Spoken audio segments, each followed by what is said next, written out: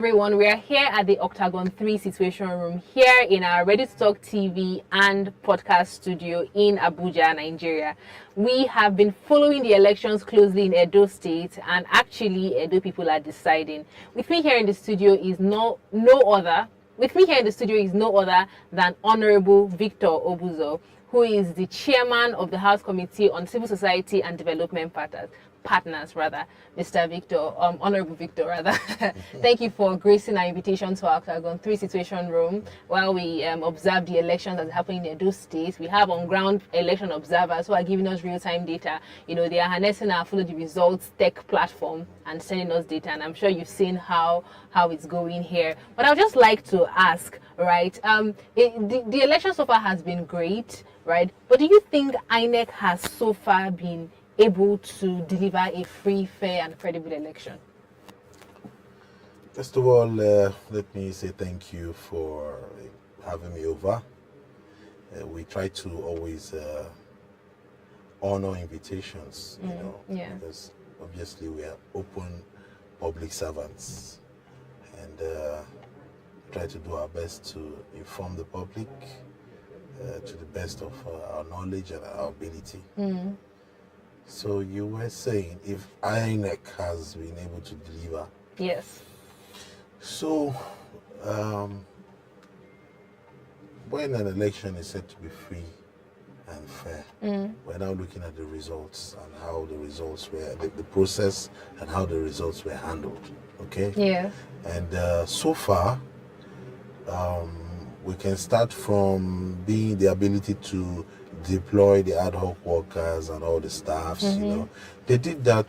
They've done that so far. It was achieved. The aim or the objective was achieved in having everybody where they should be. But at the same time, we're looking at timelines now. Yes. There were a lot of delays. Based on improper logistic planning.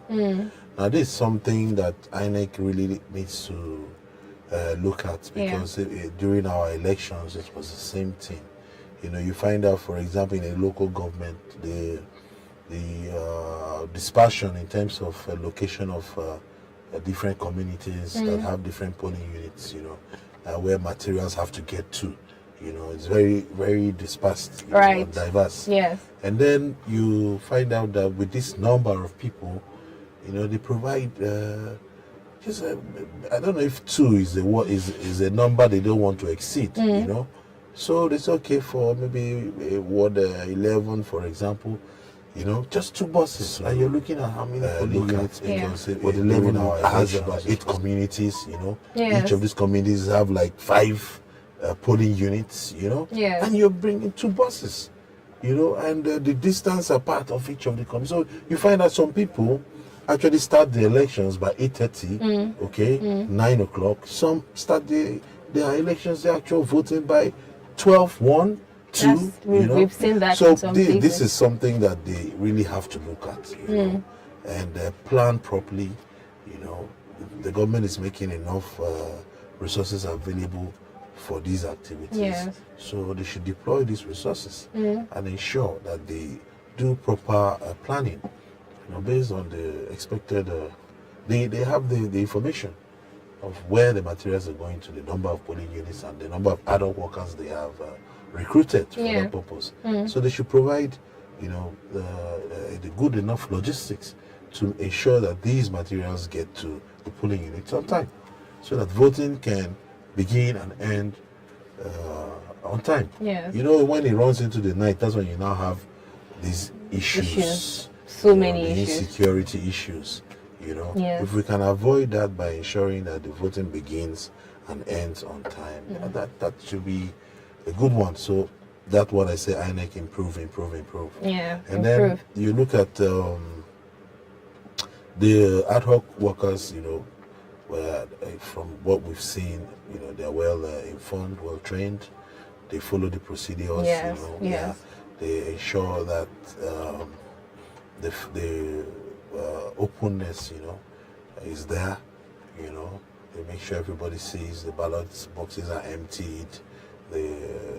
the beavers, are zeroed and all that, before they start accreditation. Yes.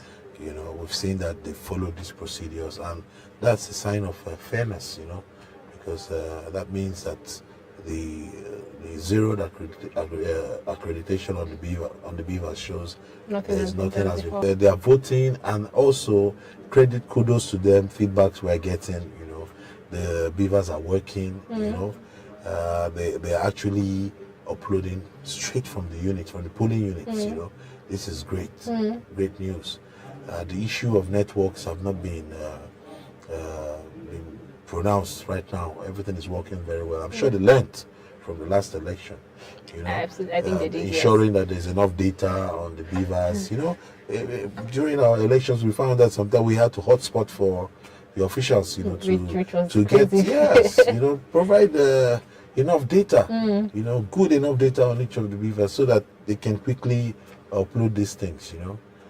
Since the network providers have been able to have good enough coverage around the country, so then they utilize it and ensure that these beavers are well, have good data on them, and it will work. And then because the idea of the beavers not working, we have different perspectives. Some is just data, the network. So I think so long as it keeps on going the way it's going, people are able to vote. We're able to upload the results from the polling unit. I'm sure, real time, there are a lot of observers ready to lead. Also, you're observing. Yes. So I think results submitted on the beavers. So Absolutely. So I'm sure they're doing. For me, I know the process of organizing the elections and going through with all of it. At the end of the day, results and then announcing of the winners. It's not an easy job, So far, so good. If it keeps on going this way, I'm sure a free and fair election will be achieved in Edo State. Thank you very much. I mean, INEC told us that they were going to start observing from 8 a.m. Rain happened. I mean, we could say that, but INEC still needs to go ensure that voting starts at the time it's supposed to start, so that people can go cast their votes, go back home, relax while they observe, what's going on at their respective wards or polling unit. Yes. I mean, so we got some information from our observers on ground across multiple wards and polling unit that young people are not coming out to vote. I mean, we are always having this conversation, right? The young people understand that the country is theirs for taking, but we have to exercise our democratic rights by voting the people that we feel represent our best interests. But then we still see that the young people leave the process for the older guys. How do we fix this issue? How do we actually ensure that we see more young people go out to vote? I mean, looking at the coming election in less than 2 months, that is Edo State, how do we ensure that young people are actually more interested in this process? So the thing is, if you take, for example, the End Bad Governance, peaceful, supposedly peaceful, proposed peaceful protest that turned violent. If you look at those people that were hurt, they're all young people. Yes. Young people get the end of the stick. The insecurity that is hitting the land, you find out that a lot of young people are affected. Young people seem to be afraid. When you talk about election violence, they, maybe the threats don't come to the ears of everybody. That's why we go about signing peace accords and all that, because it's known that election violence has been a norm in the country. As it gradually fades away, awareness campaigns. We have to keep on creating this awareness. In Edo State, this is the time for Edo people to decide who will lead them, so that they don't come out for a protest that you have wrong people leading you. This is the time for them to come out and do justice, do due diligence, and vote in the right person. Yes. Okay? So that awareness, they need to know. The insecurity to, hitting the land. I believe one being or the other. Yeah. Young people just come and automatically afraid. Voting. When you talk about election violence, they want to be there and will do the right thing. They have the responsibility of come to the hearing on their ballots and putting it in the box so that it can be counted and declared. So young people, we need to sensitize them the more. The civil society organizations, the national orientation agencies, and every organization that has the capability is given the responsibility to do this. They should be more active. INEC on its own too. Yes, absolutely. We should be more active in getting these young people to understand that their votes matter. So they have to come out and vote. So the turnout in Edo, was pretty sluggish for the young people, And although we started seeing, some improvements. Yes, we did. But for me, it's still not good enough. They ought to come out. It is their responsibility. And what the government we can do for the young people is to reduce the insecurity. We need to tackle insecurity head on. In the villages, in the rural areas, you hear of the rampages by the criminals, by the cultists, by the terrorists.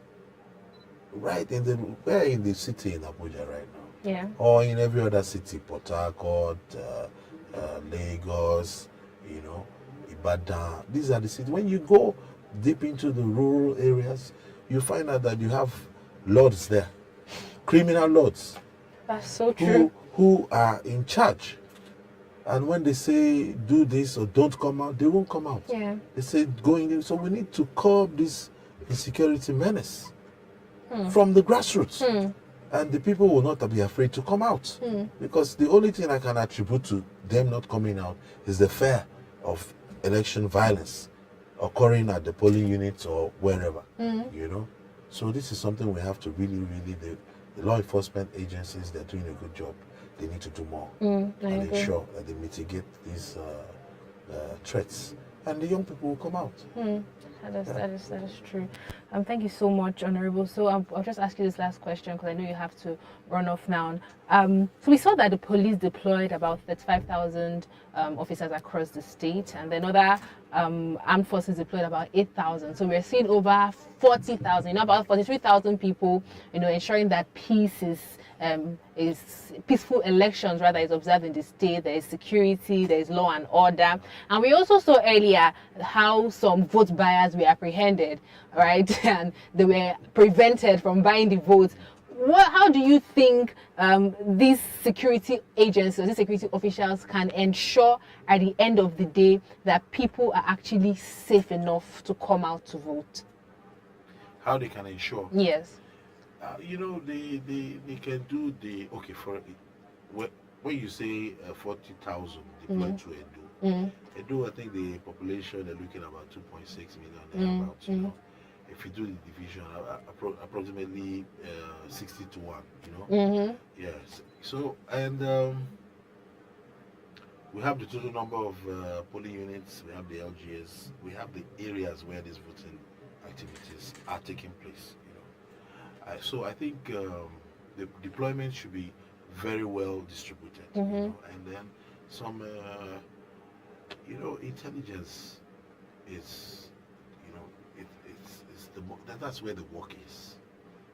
Being able to collaborate with the locals and have information so that you can nip whatever issues in the are bud. going to come up in the bud before it presents itself. Many times information goes to law enforcement agencies, but they don't act. They don't act. You're right. Recently, we've seen more proactive expressions from the law enforcement agencies, and if you watch on TV, you see the mileage they are gaining in actually mitigating these insecurity issues around. Years of everybody. That's why we go about signing peace accords and all that, because it's known that they will have the right information. when the young people see that, oh, we heard these people have been moving ammunitions and recruiting people Yes. in terms of creating and causing violence during the elections. They know because they're in the grassroots. They know that these things are happening. They are seeing and it. Yes, they are seeing it. Yes. And all of a sudden, they see the law enforcement swing into action and round up those people.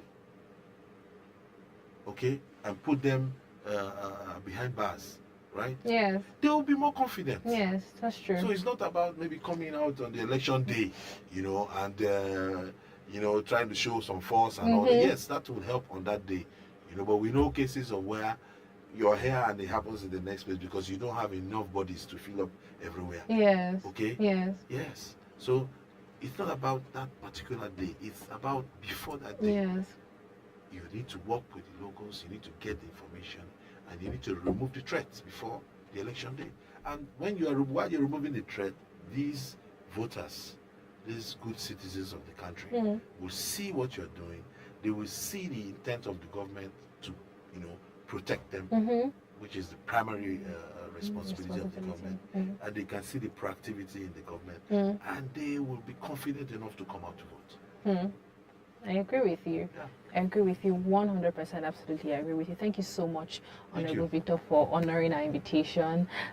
Thank you so much, our viewers, for listening. This is the Octagon 3 election situation room for the Edo State gubernatorial elections in 2024. Thank you for watching. Thank you for being here. We're ensuring that we follow the election, we follow the results, and that our people are actually ready to vote. This is Ready to Talk TV and podcast. Do well to subscribe, like this video, and I'll see you next time. Bye. Bye.